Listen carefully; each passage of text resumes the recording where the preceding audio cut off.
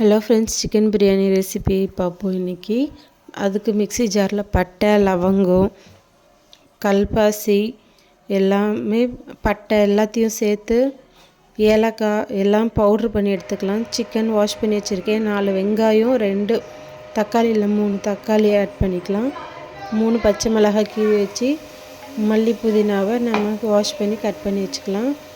குக்கரில் தான் செய்ய போகிறேன். குக்கரில் வந்துட்டு எண்ணெய் தேவையான அளவு விட்டு அரைச்சி வச்ச மசாலாவையும் ஆட் பண்ணிவிட்டு லைட்டாக வதக்கி விட்டுட்டு வெட்டி வச்ச மிளகாவை ஆட் பண்ணிக்கலாம். ஆட் பண்ணிவிட்டு வெங்காயம் நம்ம வெட்டி வச்சதையும் ஆட் பண்ணிக்கலாம். நல்லா வதங்கட்டும். நல்லா வதங்கினதுக்கப்புறம் இஞ்சி பூண்டு பேஸ்ட்டு ஒரு 3 ஸ்பூன் ஆட் பண்ணியிருக்கேன். அது நல்லா பச்சை வாசனை போகிற வரைக்கும் நம்ம வதக்கிக்கலாம். அதுக்கு முன்னாடி இது வதக்கிட்டு இருக்கும்போதே அரிசி நான் 2 டம்ளர் அரிசி எடுத்திருக்கேன். நல்லா ஊறட்டும். நல்லா ஊறணும். அந்த நம்ம ரெடி பண்ணியும் அது ஊரையும் கரெக்டாக இருக்கும். 2 டம்ளர் அரிசி எடுத்திருக்கேன் நான், அதனால் ஊறிட்டுருக்கு. இப்போ நம்ம வெட்டி வச்ச தக்காளியும் ஆட் பண்ணிக்கலாம்.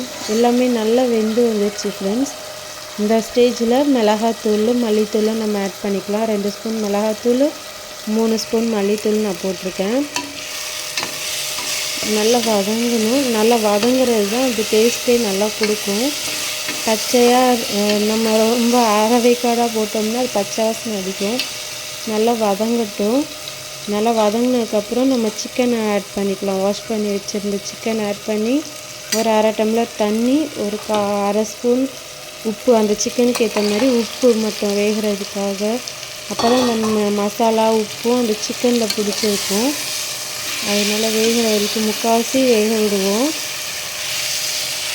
அந்த தண்ணியிலையே கொஞ்சம் கொஞ்சமாக அடி பிடிக்காமல் பார்த்துக்கணும்.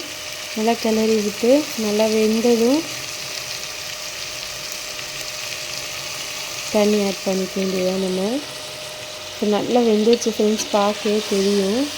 மசாலாலாம் நல்லா கலந்து நல்லா சூப்பராக வெந்திருக்கு ஃப்ரெண்ட்ஸ். இப்போ 2 டம்ளர் அரிசிக்கு 4 டம்ளர் தண்ணி ஊற்றணும். தண்ணி ஊற்றிட்டு அரிசியும் ஆட் பண்ணியிருக்கேன். அது உடையாமல் ரொம்ப கிண்டாமல் மேல் டாப்பில் அப்படியே லைட்டாக கிளறி விட்டுக்கணும். நம்ம உப்பு தேவையான அளவு இந்த ஸ்டேஜ்லேயே பார்க்கணும். குக் பண்ணதுக்கப்புறம் நம்ம உப்பு பார்த்து போட முடியாது. அதனால் இந்த ஸ்டேஜ்லேயே உப்பு பார்த்து போட்டு ஒரு 3 விசில் வரட்டும்.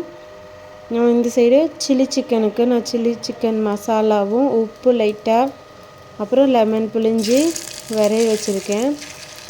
இப்போ சிக்கனை எண்ணெய் ரெடி ஆயிடுச்சு.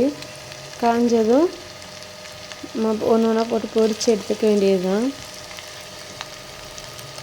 அது குக்கர் 3 விசில் வந்ததும் இறக்கி வச்சுட்டு ஒரு 10 நிமிஷம் அந்த ஏர் இறங்குற வரைக்கும் வெயிட் பண்ணிவிட்டு அப்புறம் ஓப்பன் பண்ணால் நல்லாயிருக்கும். அதுக்கு முன்னாடியே ஓப்பன் பண்ணோம்னா அது வேகாத மாதிரி தெரியும் நமக்கு. அது நல்லா இருக்காது.